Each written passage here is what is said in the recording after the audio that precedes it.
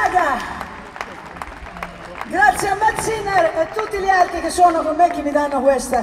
botta per cantare in questo modo, una cosa incredibile, non so come raccontarlo. Comunque, la prossima, the next song, si chiama Dio è morto, è una canzone di Francesco Guccini, grande cantautore italiano che stiamo sentendo di Dio è morto, capito? Gott ist kaputt come concetto.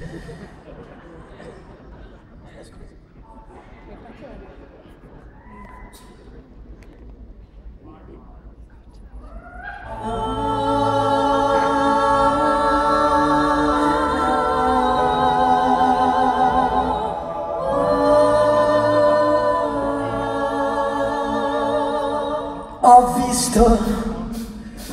la gente della mia età andare via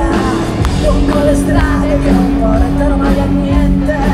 cercare un sogno che conduce alla pazzia,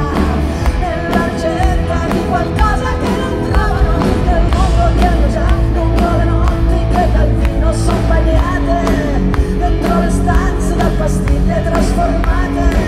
lungo le nuvole di fumo di un mondo fatto di città, e siamo pronti a ricreare la nostra stanca civiltà. È un Dio che è morto ai bordi delle strade, Dio è morto nelle autobus errate, Dio è morto nei viti delle strade, Dio è morto nel letto che questa mia generazione ormai non crede a ciò che spesso è mascherato con la fede, ai vite termini del male dell'eroe, perché è venuto ormai il momento di negare tutto ciò che è falsità e fede fatte di abitudini e paura, una politica che solo fa carriera, è un galvanismo interessato alla verità fatta in potere, l'ipocrisia di chi sta sempre con la ragione quando torna, è un Dio che è morto nei campi di sterminio, che è morto nei viti della razza, che è morto con gli odi di partito, che è morto. Io penso che questa mia generazione è preparata